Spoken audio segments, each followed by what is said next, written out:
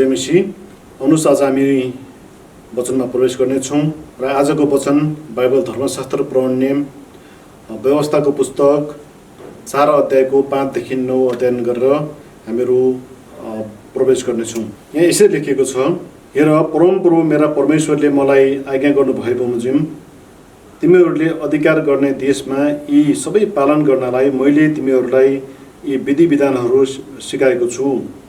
तिमीहरूले ती मान र पालन गर, किनकि यसैबाट अरू जातिका अघि तिमीहरूका बुद्धिमानी र समाजको प्रचार हुनेछ। यी सबै विधिहरू सुनेर उनीहरूले भन्नेछन्, अवश्य यस महान जातिका मानिसहरू खुबै बुद्धिमान र समझदार रहेछन्। हामीले उहाँलाई पुकारा गर्दा परमप्रभु हाम्रा परमेश्वर हाम्रो जति नजिक हुनुभए चाहिँ ईश्वर यति नजिक हुनुभएको अरू कुन चाहिँ महान जाति छ। यसैले मैले तिमीहरूलाई आज्ञा दिने जो व्यवस्था जस्तै धार्मिक विधि विधान भएको अरू कुन चाहिँ महान जाति छ। तर होशियार बस र आफ्नो मनलाई सचेत राख, ताकि तिमीहरूले आँखाले देखेका कुराहरूलाई नबिर्स र तिनीहरूको सारा जीवनभरि मनदेखि नहटुन् र ती तिमीहरूका छोराछोरीहरू र नातिनातिनीहरूलाई सिकाऊ भन्न हामी यो खण्डमा पाउँदछौँ। र हामीले आज यो वचनको जुन खण्डबाट मैले तपाईँलाई बाँड्दैछु, मैले यसको शीर्षक दिएको छु हाम्रो पहिचान भनेर। यहाँ परमेश्वरले व्यवस्थाको पुस्तकमा इजरायलीहरूलाई दिनुभएको एउटा आज्ञाको रूपमा लिन सक्दछौँ र परमेश्वरले आज्ञा गर्नुभए बमोजिम तिमीहरूले अधिकार गर्ने देशमा यी सबै कुराहरू पालन गर्नलाई तिमीहरूलाई विधि विधानहरू सुनाएको छु भनेर यहाँ मूसाले इजरायलीहरूलाई भन्दछन्। र तिमीहरूले ती कुरालाई पालन गर्यौ भनेदेखि अनि अरू जातिहरूका मानिसहरूले पनि जान्नेछन् यी मानिसहरू चाहिँ बुद्धिमान र समझदार छन् भन्ने कुराहरूले जान्नेछन् र यो कुराको प्रचार हुनेछ। यी सबै विधि विधानहरू सुनेर उनीहरूले भन्नेछन्, अवश्य पनि यस महान जातिका मानिसहरू खुबै बुद्धिमान र समझदार छन् भनेर अरू जातिहरूले पनि चिन्नेछन् भनेर यो दोस्रो खण्डमा बताइएको। अर्को कुरा उनले भनेको एउटा महत्त्वपूर्ण कुरा के छ भनेदेखि हामीले उहाँलाई पुकारा गर्दा परमप्रभु हाम्रा परमेश्वर हाम्रो जति नजिक हुनुहुन्छ अनि त्यति नजिक परमेश्वर भएको अरू कुन चाहिँ जाति छ, कुनै पनि जाति छैन जति हाम्रो नजिक परमेश्वर हुनुहुन्छ। अनि दोस्रोमा भनेको छ 8ले भन्दछ, मैले तिमीहरूलाई आज्ञा दिने यो व्यवस्था जस्तै धार्मिक विधि विधान भएको अरू कुन चाहिँ महान जाति छ भनेर सोधेको छ। दुईटा प्रश्न, एउटा चाहिँ जुन परमेश्वर हाम्रो नजिक हुनुहुन्छ, हामीले पुकारा गर्दाखेरि उपलब्ध हुने परमेश्वर, हामीलाई प्रत्युत्तर दिनुहुने परमेश्वर, जुन परमेश्वर मूसासँग हुनुहुन्थ्यो, जुन परमेश्वर याकुबसँग हुनुहुन्थ्यो, जुन परमेश्वर दाउदसँग हुनुहुन्थ्यो, त्यही परमेश्वर आज हामीसँग हुनुहुन्छ र उहाँ नजिक हुनुहुने परमेश्वर हुनुहुन्छ। अनि त्यति नजिक परमेश्वर हुने अरू कुनै पनि जाति छैन। र दोस्रोमा हामीले हेरौँ भनेदेखि जुन धार्मिक विधि विधानहरू जो चाहिँ हामीले पाएका छौँ, एउटा व्यवस्था पाएको छौँ, अनि यो साँचो परमेश्वरको व्यवस्था संसारको अरू कुनै पनि जातिले पाएको छैन। तर होशियार बस, यहाँ तर भन्ने कुरा छ, तर होशियार बस र आफ्नो मनलाई सचेत राख, ताकि तिमीहरूका आँखाले देखेका कुराहरू तिमीहरूले नबिर्स भनेर इजरायली जातिहरूलाई एउटा चेतावनी पनि दिएको छ। पहिलो कुरा। दोस्रो कुरामा तिमीहरू सचेत र होशियारी बस र आँखाले देखेका कुराहरूलाई तिमीहरूले नबिर्स। अनि किन नबिर्स भन्दाखेरि मानिसहरू जब समयकाल परिस्थितिहरू परिवर्तन भएर जाँदछ, समयहरू बित्दै जाँदछ अनि मानिसहरूले परमेश्वरका कार्यहरू बिर्से। अनि स्वयं इजरायली जातिहरूले पनि परमेश्वरले जुन कुराहरू मिस्रमा गर्नुभएको थियो, जुन कुराहरू उनीहरूको यात्रामा गर्नुभएको थियो, परमेश्वरले गर्नुभएका ती महान कार्यहरूलाई उनीहरूले बिर्से र उनीहरू परमेश्वरको विरुद्धमा र मानिसको विरुद्धमा गनगनाएको कुराहरू हामी यहाँ हेर्दछौँ। अनि यहाँ उसले भन्दछन्, परमेश्वरले गर्नुभएका महान कार्यहरूलाई तिमीले नबिर्स। र दोस्रो चाहिँ तिमीहरूले सारा जीवनभरि तिमीहरूले मनदेखि नै यी कुराहरू तिमीहरूका मनदेखि नहटुन्। र दोस्रो कुरा चाहिँ तिमीहरूले आफ्ना छोराछोरी र नातिनातिनीहरूलाई सिकाऊ। धार्मिक विधि विधानका कुराहरू सिकाउनु पर्ने कुराहरू। आज धेरैजना बाबुआमाहरूले आफ्नो नानीहरूलाई किताबी शिक्षा दिएका छन्, तर पारिवारिक संस्कार दिन सकिरहेका छैनन्।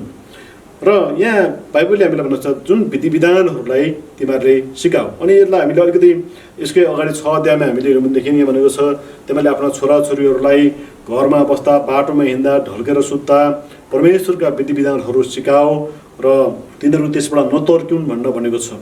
अनि यो हामी सबैले नै एउटा गर्नुपर्ने एउटा ठुलो उत्तरदायित्व चाहिँ हामीले मात्रै धर्मशास्त्रको कुराहरू सिकेर धर्मशास्त्रमा पोख्त भएर र परमेश्वरसँग नजिक भएर भएन। आज तपाईँ र म जति नजिक छौँ भोलि हाम्रा नानीहरू हाम्रो अगाडिका पुस्ताहरू उनीहरू अझ नजिक हुनुपर्दछ परमेश्वर। उनीहरूले परमेश्वरलाई अझ नजिकबाट चिन्नु हो भनेदेखि उनीहरूले सानै बेलादेखि परमेश्वरका धार्मिक विधि विधानहरू हामीले सिकाउनु पर्ने कुराहरू परमेश्वर रहेर। र त्यति मात्र नभएर एकदमै हाइलाइट गरिएको कुरा चाहिँ के छ भनेदेखि परमेश्वर चाहिँ को हुनुहुन्छ? बुद्धिमान। तिमीहरूको परमेश्वर चाहिँ बुद्धिमान परमेश्वर हुनुहुन्छ। अनि परमेश्वरलाई पछ्याउने मानिसहरू तिमीहरू के छ? बुद्धिमान हुनेछौ। संसारका अरू मानिसहरूभन्दा तिमीहरू बुद्धिमान हुनेछौ र अरू जातिहरूले अगाडि तिमीहरूको पहिचान चाहिँ के हुनेछ भन्दाखेरि अरू जातिहरूले तिमीहरूलाई एउटा बुद्धिमान जातिको रूपमा ग्रहण गर्नेछन् र बुद्धिमान जातिको रूपमा तिमीहरूलाई चिन्नेछन् भन्ने कुराहरू हामी पहिलो खण्डको दोस्रो हरफमा पाउँदछौँ। र अनि अर्को कुरा चाहिँ यो जाति चाहिँ परमेश्वरद्वारा स्वचालित जाति हो। परमेश्वर जति नजिक यो जातिसँग हुनुहुन्छ त्यति चाहिँ अरू जातिहरूसँग हुनुहुन्न भन्ने कुराहरू पनि मानिसहरूले यसबाट थाहा पाउनेछन् भन्ने कुराहरू यो खण्डमा गरिएको छ। भनेपछि हामीहरू को त? परमेश्वरबाट स्वचालित जातिहरू, परमेश्वरबाट बुद्धि प्राप्त गरेका मानिसहरू, परमेश्वरबाट ज्ञान प्राप्त गरेका मानिसहरू। अनि तपाईँले 6औं पदको अन्तिममा हेर्नु भनेदेखि अर्को चाहिँ समझदार जातिहरू भनेर मानिसहरूले बुद्धिमान र समझदार भनेर चिन्नेछन्। अनि बुद्धिमान मात्रै होइन, यहाँ यो जाति चाहिँ खुबै बुद्धिमान रहेछ भनेर थाहा पाउनेछन् भनेर भनिएको छ। बाइबलले भन्दछ हरेक दान र उत्तम वरदान चाहिँ कहाँबाट आउँछ त भन्दाखेरि यो चाहिँ परमेश्वरबाट आउने कुराहरू हो। हामी आफ्नै कोसिसले हाम्रो आफ्नै बलबुताले हामीले संसारिक ज्ञान बुद्धिहरू हामीले हासिल गरौँला। अनि स्वर्गीय ज्ञान बुद्धिहरू हासिल गर्नको लागि चाहिँ हामीलाई परमेश्वरको सामर्थ्य चाहिन्छ र अझ हामीले संसारिक कुराहरूको बारेमा पनि जब ज्ञान बुद्धि हासिल गर्नको लागि हामीलाई परमेश्वरको सामर्थ्य र अनुग्रह हामीलाई चाहिँदछ। पहिलो पत्रुसको पुस्तक 3 अध्यायको 9मा हामीले हेर्नुदेखि यहाँ भनेको छ त्यही भएर हामीहरू जाति विशेष जाति भएको कारणले गर्दाखेरि हामीलाई एउटा आज्ञा दिएको छ तिमीहरू परमेश्वरद्वारा तिमीहरू स्वचालित जाति हो, तिमीहरू राजकीय पुजारीहरू हो, तिमीहरू चुनिएका वंशहरू हो। त्यसले गर्दाखेरि तिमीहरू अरूभन्दा भिन्न छौ। अब अरूले जे गर तिमीहरूले त्यो नगर। किनभने यो बेलामा हामीले हेर्नु भनेदेखि मानिसहरूले हामीलाई एउटा भेदभावपूर्ण व्यवहारहरू गरिरहेका छन्। क्रिस्चियनहरूलाई सारा संसारका मानिसहरूले आज दोस्रो दर्जाको रूपमा हेर्दछन्। हामीलाई राज्यले दोस्रो दर्जाको स्थानमा राखेको छ। राज्यले हामीलाई हुनसक्छ कति अवस्थामा भेदभाव गरेको हुनसक्दछ। कति अवस्थामा हामीहरू जातीयताको आधारमा, हामीहरूको भाषाको आधारमा, हामीहरूको रूपरङको आधारमा, हामीहरूको विभिन्न फेसको आधारमा, विभिन्न आधारमा हामीहरू मानिसहरूद्वारा एकदमै हामीहरूमा भेदभाव भएको छ र हामीहरू डोमिनेट भएका छौँ। र यो अवस्थामा बाइबलले हामीलाई के भन्दछ त? यहाँ हामीले हेर्यौँ भनेदेखि पहिलो पत्रुसको पुस्तक 3 अध्यायको 9ले भन्दछ खराबीको बदला खराबी नगर्ने अथवा अपमानको बदला अपमान नगर्ने, बरु त्यसको सट्टामा आशिष दिने हो, किनकि यसकै लागि तिमीहरू बोलाएका हौ कि तिमीहरूले आशिष प्राप्त गर्न सक। हामी के को लागि बोलाएर छौँ? खराबीको सट्टा खराबी नगर। मान्छेले तिमीहरूलाई जस्तो व्यवहार गर्छन् तिमीहरूले तिनीहरूसँग त्यस्तो व्यवहार नगर। र कसैले तिमीहरूलाई खराबी गर्छ भने त्यसको सट्टामा तिनीहरूलाई आशिष दिऊ, तिनीहरूको लागि प्रार्थना गरिदेऊ। अनि उनीहरूले जे गर्दछन् त्यो कुराहरू उनीहरूले वास्तवमा नजानेर गर्दछन्। प्रभु येशू ख्रीष्ट जब क्रुसमा चढाइनु भएको थियो र हामी देख्दछौँ जो रोमी सिपाहीहरूले उहाँलाई थुकिरहेका थिए, उहाँलाई कुटिरहेका थिए, अपमान गरिरहेका थिए। अनि उहाँले एउटा शब्द भन्नुभयो, पिता यिनीहरूलाई क्षमा गरिदिनुहोस्, यिनीहरूले जे गर्दैछन् यिनीहरूले जानेका छैनन्। अनि उनीहरूले जे गर्दैछन् उनीहरू अन्धकारमा छन्, उनीहरूले सत्य परमेश्वरलाई चिनेका छैनन्। उनीहरू जुन कुराबाट उनीहरू स्वचालित छन्, अन्धकारका कुराबाट स्वचालित छन् अनि उनीहरूले अन्धकारका कामहरू नै गर्दछन्। तर तपाईँ र हामी ज्योतिमा प्रवेश गरेका मानिसहरूले हामीले गर्नुपर्ने काम चाहिँ ज्योतिमय काम र हामीले गर्नुपर्ने काम बुद्धिमानीपूर्वक कामहरू गर्नुपर्दछ। र उनीहरूले जे गर्छन् त्यही नै गर्यो भने हामी चाहिँ उनीहरू र हामीमा भिन्नता केही पनि भएन। अनि माथि भने जस्तै हामी बुद्धिमानको ठाउँमा हामी निर्बुद्धिको व्यवहार हामीले गरिरहेका हुन्छौँ त्यो कुराहरू। र हामी क्रिस्चियनहरू भन्दा चिनिनु र क्रिस्टका भनेर चिनिनुमा ठुलो भिन्नता छ। आज हामीहरूलाई मान्छेले क्रिस्चियनहरू भनेर चिन्दछन्, तर हामीहरू क्रिस्चियनहरू मात्रै होइन, हामी क्रिस्टकाहरू भनेर हामी चिनिनु पर्दछ। अनि मण्डलीमा आउने सबै मानिसहरूले क्रिस्चियन व्यवहार, क्रिस्चियन आचरणहरूको धारण गर्न सक्दैनन् र धेरै मानिसहरूले आफूलाई क्रिस्चियन भनेर भन्दछन्। आज हामीले रुबन्धिकजनले पुरै क्रिस्चियन सम्प्रदायलाई बदनाम गर्ने कामहरू गरिरहेका छन्। नाना थरी शिक्षाहरूले आज मण्डलीमा प्रवेश पाइरहेका छन्। विभिन्न प्रकारका चिन्ह चमत्कारका नाममा विभिन्न प्रकारका आज व्यापार व्यवसायहरू भइरहेका छन्। आज हामीले हेऱ्यौँ भनेदेखि थुप्रै यस्ता कुराहरू आइरहेका छन् जुन कुराहरू बाइबल सम्मत छैनन्, ती कुराहरू आइरहेका छन्। अनि यी कुराहरू त अब हामीलाई चेतावनी दिएको छ, अन्त्यका दिनहरूमा चाहिँ यस्ता कुराहरू बढेर जानेछन्। अनि परमेश्वरको एउटा निफुन्ने जब नाङ्लोमा एकदम हामी निफिन्छौँ, अनि त्यति बेला चाहिँ वास्तविक अन्न र भुसहरू चाहिँ त्यति बेला छुटिनेछन् भनेर हामीलाई बाइबलले भन्दछ। अनि यो कुराहरू सँगसँगै बढेर जाँदछन्। जसरी परमेश्वरको राज्य र धार्मिकताको कामहरू बढ्दछ, जुन ठाउँमा जुन बारीमा गहुँहरू बढ्दछन्, सामा त्यही बारीमा बढ्दछन्। सामा कहाँ हुन्छ, जहाँ गहुँ हुन्छ, सामा तिनै हुन्छन्, त्यहीँबाट सामाहरू बढेर जाँदछन्। र आज हामीले मण्डलीमा हेऱ्यौँ भनेदेखि यस्ता थुप्रै कुराहरू वृद्धि भएर गइरहेका छन्।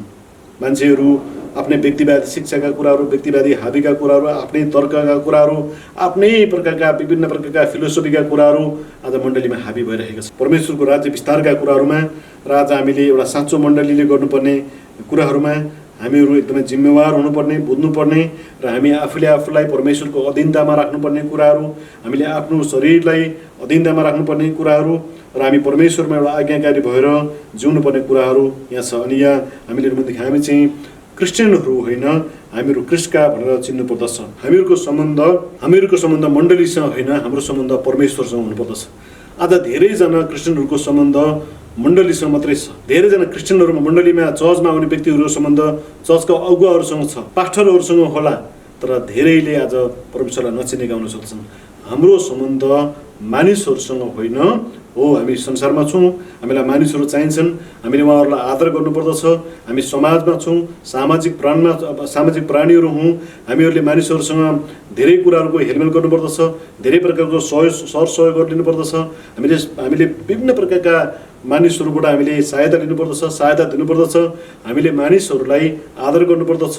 यो होइन कि हाम्रो सम्बन्ध चाहिँ मानिसहरूसँग होइन, हाम्रो सम्बन्ध परमेश्वरसँग विस्तार भएर जानुपर्दछ र परमेश्वरलाई हामीले नजिकबाट चिनेको हुनुपर्दछ। अनि त्यसले गर्दाखेरि यहाँ जुन बुद्धिको कुरा गरेको छ, हामीहरूको पहिचान चाहिँ कहाँबाट हुन्छ र यो खण्डलाई मैले कोट गरेको कारण चाहिँ हामीहरू चाहिँ एउटा पहिचान चाहिँ हाम्रो बुद्धिबाट, हामीहरूको विवेकबाट हामीहरूको पहिचान हुनेछ। र याकुबको पुस्तक 3 अध्यायको 17ले भन्दछ, याकुब 3को 17मा तपाईँले हेर्नु भनेदेखि जुन बुद्धि स्वर्गबाट आउँदछ त्यो पहिले शुद्ध हुँदछ, तर त्यो शुद्ध हुँदछ तब त्यो शान्तिप्रिय, कोमल, विचारशील, कृपापूर्ण र असल फलले भरिएको, पक्षपात रहित र कपट रहित हुँदछ। किनकि जुन बुद्धि परमेश्वरले हामीलाई दिनुभएको छ, जुन बुद्धि चाहिँ वास्तवमै स्वर्गबाट आएको हो, अनि त्यो बुद्धि चाहिँ के हुन्छ, शान्तिप्रिय हुन्छ। परमेश्वर शान्तिको परमेश्वर हुनुहुन्छ। आज हामी देख्दछौँ विभिन्न मान्छेले कन्ट्रोभर्सी कुरा गरिरहेको, सम्प्रदायमा विभिन्न दङ्गा हुने कामहरू गरिरहेका, विभिन्न यस्ता विविध कुराहरू भइरहेको, अशान्तिका कुराहरू छन्। अनि परमेश्वरबाट आएको बुद्धिले चाहिँ के गर्दछ, त्यो चाहिँ शान्तिप्रिय हुँदछ। दोस्रो यहाँ भने कोमल हुँदछ, तेस्रो विचारशील हुँदछ, चौथो कृपापूर्ण हुँदछ र असल फलले भरिएको र पक्षपात रहित हुँदछ।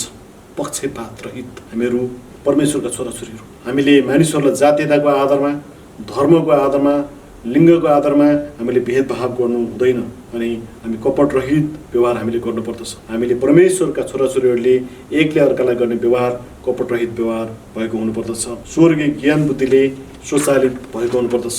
हो, हामी संसारमा छौँ, तर हामीहरू स्वर्गीय ज्ञान बुद्धिले स्वचालित भएको हुनुपर्दछ। र हामीले जब आत्माका फलहरूको बारेमा जब हेर्दछौँ भनेदेखि आत्माका फलहरू मध्येमा एउटा फल चाहिँ के हो, बुद्धि हो। तपाईँले पहिलो कुरिन्थीको पुस्तक 12 अध्यायको 8मा हेर्नुभयो भने यसरी भनिएको छ, कसैलाई पवित्र आत्माद्वारा बुद्धिका कुरा बोल्ने र कसैलाई कुनै पवित्र आत्माद्वारा ज्ञानका कुरा बोल्ने वरदान दिएको छ भनेको छ। अनि यी एउटा स्वर्गीय वरदान मध्येमा एउटा चाहिँ के हो, बुद्धिका कुराहरू वकालत गर्ने, बुद्धिका कुराहरू बोल्ने एउटा वरदान यो हो। अनि हामीले याकुबको पुस्तकमा हेऱ्यौँ भनेदेखि 1 अध्यायको 5ले भन्दछ, यदि कसैलाई बुद्धिको घटी अभाव छ भनेदेखि उद्धार चित्तले नझर्किकन दिनुहुने परमेश्वरसँग त्यसले मागोस् र त्यसलाई दिनेछ भनेको छ। कसैलाई बुद्धिको घटी छ भनेदेखि परमेश्वरसँग मागोस्, परमेश्वर ज्ञान र बुद्धिको स्रोत हुनुहुन्छ। उहाँले हामीलाई त्यो बुद्धि दिनुहुँदछ। भजन सङ्ग्रहको पुस्तक हामीले 90को 12मा हेऱ्यौँ भनेदेखि यसरी भनेको छ, हाम्रो आयु ठिकसँग गर्न हामीलाई सिकाउनुहोस् र हामी बुद्धिको हृदय प्राप्त गर्न सकौँ भनेर भनेको छ। हाम्रो आयु ठिकसँग गर्नलाई हामीलाई सिकाउनुहोस्। हामीहरू कतिन्जेल संसारमा रहन्छौँ, हामीलाई कतिन्जेल परमेश्वरले राख्नुहुन्छ र हाम्रा दिनहरू हामीले गनेको हुनुपर्दछ। हामीले समयलाई बर्बाद गरेको हुँदैन। हामीले गरेका हरेक कुराहरू स्तरीय भएको हुनुपर्दछ। हरेक कुराको हामीले परमेश्वरलाई हिसाब दिनुपर्दछ। र अनि भजनका लेखकहरूले भन्दछन्, हामीलाई दिन गर्न सिकाउनुहोस् र हामीले बुद्धिको हृदय प्राप्त गर्न सकौँ। दाउदले भन्दछ, भजन लेखकले भन्दछ। अनि परमेश्वर चाहिँ ज्ञान र बुद्धिको स्रोत हुनुहुन्छ। दोस्रो कुरामा हामीहरूको पहिचानलाई जोगाउनको लागि हामी संसारको ढाँचामा चल्नु हुँदैन। हामीहरू सम्झौता गर्ने खालका क्रिस्चियनहरू हुनु हुँदैन। अनि बाइबलले हामीलाई चेतावनी दिएको छ, तिमीहरू संसारको ढाँचामा नचल भनेको छ।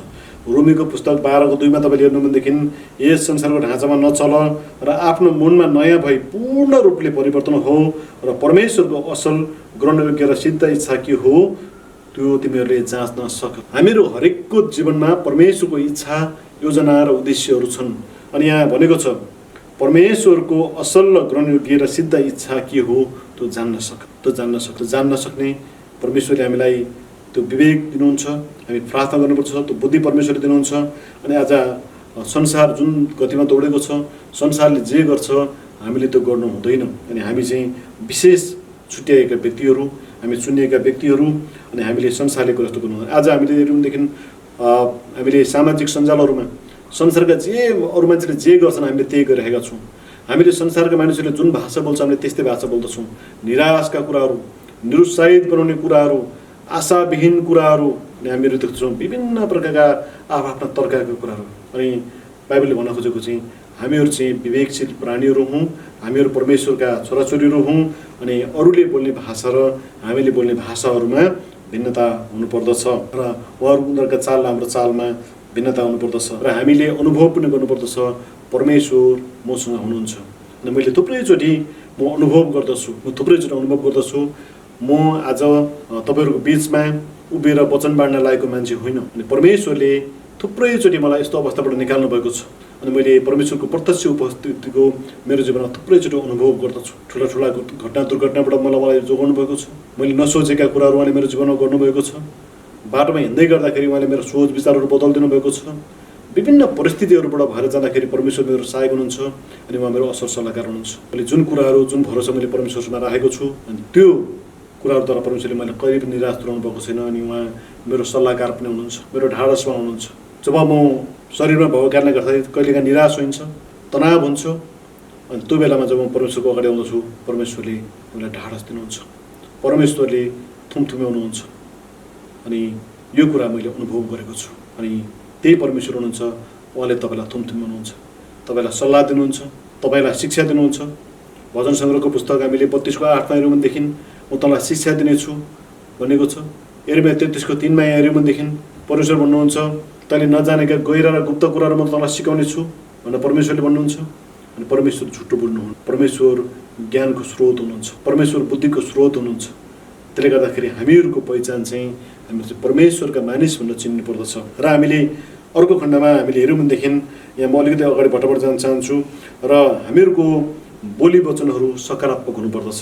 हामीले संसारले जुन भाषा बोल्छ परमेश्वरका मानिसहरूले त्यो भाषा बोल्न मिल्दैन। अनि हामीले बाइबलमा हेऱ्यौँ भनेदेखि यहाँ अयुब 42:7 जब परमप्रभु अयुबसित बोलिसक्नुभयो तब उहाँले एलिफज तेमानीलाई भन्नुभयो, तँ र तेरा 2 मित्रहरूसँग म क्रोधित भएको छु, किनभने मेरो दास अयुबले मेरो विषयमा भने चाहिँ तिमीहरूले भन्नुपर्ने ठिक कुरा भनेनौ भनेर परमेश्वरले भन्नु। जुन कुराहरू बोल्दै जुन भाषा अयुबले बोलेको थियो सकारात्मक भाषा, अयुबको जीवनमा दुःख आयो, पीडा आयो, भएको सबै कुराहरू खोसियो र पनि अयुब कहिले पनि नकारात्मक भएन, परमेश्वरप्रतिको सकारात्मक भयो। अनि अयुबका साथीहरू मित्रहरूले चाहिँ यहाँ विभिन्न टिका टिप्पणी गर्दछन् अनि उनीहरूले आफ्नो विभिन्न तर्कहरू गर्दछन्, अनि जसले गर्दाखेरि परमेश्वर क्रोधित हुनुभयो।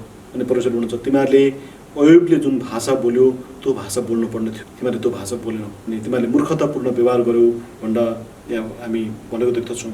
1 अध्यायको 22मा यी सबै कुरामा अयुबले परमेश्वरलाई गलत कामको दोष लगाएनन्। परमेश्वरले सबै कुराहरू लानुभयो तर गलत दोष परमेश्वरले लगाएनन्। उसको आफ्नै श्रीमतीले उसलाई दोष लाउँदछ। तर अहिले सधैँभरि अनि हामीहरूले हुँदाखेरि राम्रो हुँदाखेरि मात्रै हामी परमेश्वरको प्रशंसा गर्ने, परमेश्वरको आदर गर्ने होइन। हामी शरीरमा भएको कारणले गर्दाखेरि आज हामीहरूसँग हुन पनि सक्छ, नहुन पनि सक्छ। हामीहरू हुनसक्छ गरिबीमा छौँ, थकानमा छौँ, रोग बिमारमा छौँ, तनावमा छौँ। जस्तो सुकै परिस्थितिमा नि हामी परमेश्वरप्रति हामी सकारात्मक हुनुहुन्छ। अनि परमेश्वरले हाम्रो लागि अर्को एउटा खुट्कुलो राख्नु भएको छ। हरेक रातपछि दिन आउँदछ अनि हामीहरू चाहिँ संसारको लागि, संसारका मानिसहरूको लागि हामीहरू एकदमै उदाहरणीय बन्न सक्दछौँ। र यहाँ हामीले हेऱ्यौँ भनेदेखि एकजना एबिसीको पुस्तक 5 अध्यायको 8मा हामीले हेऱ्यौँ भनेदेखि किनकि एकपल्ट तिमीहरू अन्धकारमा थियो, अब प्रभुमा तिमीहरू उज्यालो भयो र तिमीहरू ज्योतिका सन्तान झैँ हिँडुल गर भनेर भनेको छ। अनि अन्धकारका निष्फल कार्यहरूमा भाग नलिऊ। हामीहरू एक समयमा अन्धकारमा थियौँ, अब हामी ज्योतिमा प्रवेश गरेका छौँ र हामीहरू ज्योतिमा हिँड्नु पर्दछ। एकपल्ट हामी अन्धकार थियौँ र अब प्रभुको उज्यालोमा हामी प्रवेश गरेका छौँ। अनि हामीले अन्धकारका ती कार्यहरूमा हामीले सहभागी जनाउनु हुँदैन। हामीले जुन कुराहरू बाइबलले निषेध गरेका छ ती कुराहरूबाट हामी अलग रहनु पर्दछ। अन्तिम खण्डमा पहिलो पत्रुसको पुस्तक 2:9 पढिदिन्छु। तर तिमीहरू चाहिँ चुनिएका वंश, राजकीय गृह, पवित्र जाति र परमेश्वरका तिमीहरू निजी प्रजा हो। उहाँले तिमीहरूलाई अन्धकारदेखि उहाँको गजबको ज्योतिमा ल्याउनु भयो ताकि तिमीहरू उहाँका आश्चर्यपूर्ण घोषणा गर्न सक। हामीहरू एक समय अन्धकारमा थियौँ र परमेश्वरले हामीलाई ज्योतिमा नियुक्ति गर्नुभएको छ। अनि हामीले उहाँका आश्चर्यपूर्ण कामहरूको घोषणा गर्न सकौँ, परमेश्वरको महिमाको घोषणा गर्न सकौँ, स्वर्गीय राज्यको हामी घोषणा गर्न सकौँ ताकि हामी उहाँका सिफारिस पत्रहरू हौँ।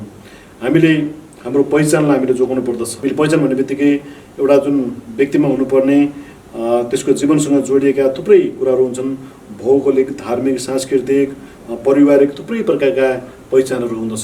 अनि त्यसले गर्दा हामीले हाम्रो क्रिस्चियन पहिचान, हामी परमेश्वरका छोराछोरी हौँ भनेर एउटा हामीले त्यो पहिचानलाई जोगाउनु पर्दछ। हामी संसारमा छौँ र हामी संसारमा भए तापनि हामीले स्वर्गको प्रतिनिधित्व गर्दछौँ। अनि पहिलो कोरिन्थीको पुस्तक यसरी दोस्रो कोरिन्थी 3 अध्यायको 2 अनुसार चाहिँ हामीहरू उहाँका सिफारिस पत्रहरू हौँ। हामीहरूको आचरणद्वारा मानिसहरूले क्रिस्टलाई चिन्नु पर्दछ। साथै हाम्रो हरेक कार्यहरूद्वारा उहाँको महिमा हुनुपर्दछ। हामीहरूको उठाइ बसाइ, हामीहरूका बोली वचनहरू, हामीहरूका आचरणहरू र हामीले गरेका क्रियाकलापहरूद्वारा मानिसहरूले परमेश्वरलाई चिन्नु पर्दछ। मानिसहरूले परमेश्वरलाई होइन, पहिले हामीलाई हेर्दछन्। एकजनाले भनेका छन् बाइबलमा 5वटा सुसमाचारका पुस्तक छन् रे। अनि 5वटा सुसमाचारका पुस्तकहरू मध्येमा 4वटा मत्ती, मर्कुस, लुका, यूहन्ना यिनीहरू चाहिँ भित्रपट्टि भएका पुस्तक हुन्। अनि त्यो वास्तविक बाहिरी जुन पुस्तकको कभर्सको हो हामीहरूको जीवन हो। अनि हामीहरूको जीवन चाहिँ मान्छेले पढ्न लागेको जीवन, ग्रहणयोग्य जीवन भएको हुनुपर्दछ। एउटा क्रिस्चियन पहिचानलाई हामीले जोगाएर राख्न सक्दछौँ र हामीहरू क्रिस्टका भनेर हामी चिनिनु पर्दछ। हामीहरू क्रिस्चियनहरू होइनौँ तर हामी क्रिस्टकाहरू हौँ भनेर हामीले चिन्नु पर्दछ र हामीहरूका सबै कुराहरूद्वारा उहाँलाई महिमा दिएको हुनुपर्दछ। र परमेश्वरले यो वचनमा आशिष दिउन्। तपाईँले सुन्नुभएको लागि धन्यवाद। परमेश्वरले तपाईँको व्यक्तिगत जीवनमा, तपाईँको पारिवारिक जीवनमा र तपाईँका सबै क्षेत्रहरूमा प्रशस्तमा आशिष दिएका हुन्। ज्ञान, बुद्धि र सामर्थ्यले राख्न सकुन्। सबैलाई जय मसीह।